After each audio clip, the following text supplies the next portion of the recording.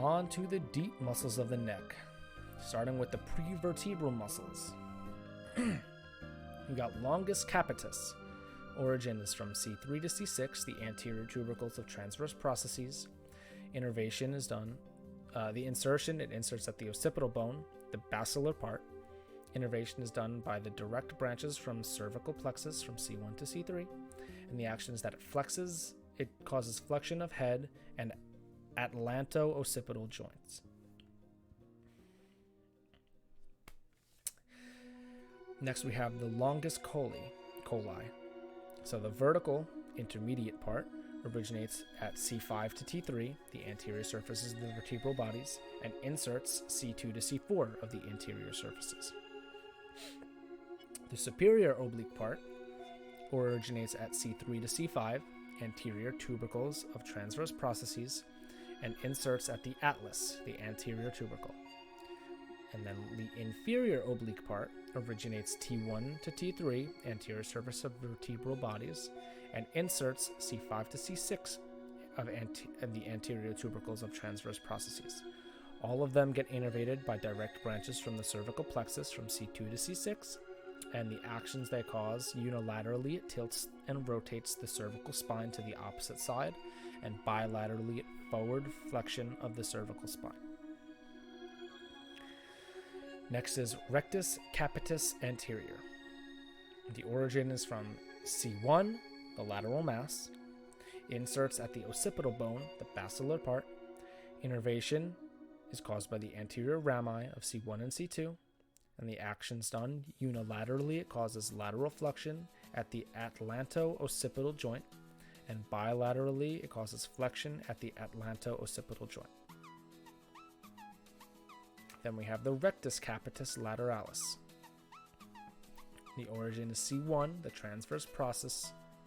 It inserts at the occipital bone, the basilar part lateral to the occipital condyle.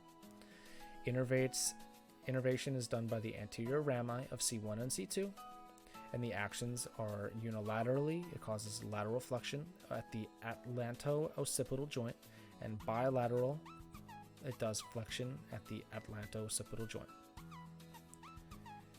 All right. Next, we are at the scalene muscles. We're at page 47. There's only like 8 more pages. We're almost the home stretch. Okay. So, scalene muscles. First, we have scaleneus anterior, which originates from C3 to C6, anterior tubercles of transverse processes. Inserts at the first rib, the scalene tubercle. Innervation is caused by direct branches from the cervical and brachial plexuses, C3 to C8. And the actions caused: with ribs mobile, it elevates the upper ribs during forced inspiration. With ribs fixed, it bends cervical spine to the same side, unilaterally, and flexes neck bilaterally. Scalenus medius is our next muscle. It originates at C1 and C2, the transverse processes, C3 to C7, the posterior tubercles of transverse processes. It inserts at the first rib, the posterior to the groove for subclavian artery. Innervation is done by direct branches from cervical and brachial plexuses, C3 to C8. The actions: with ribs mobile, it elevates upper ribs during forced inspiration. With ribs fixed, it bends cervical spine to the same side unilaterally and flexes neck bilaterally.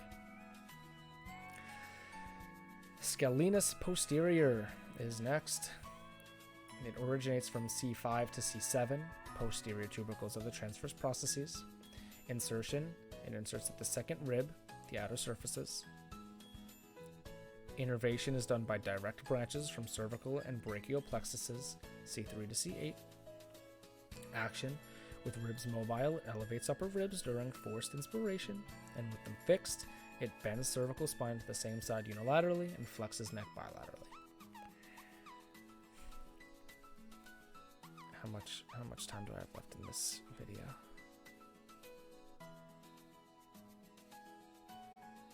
Uh, 15-ish minutes. Will we finish in time?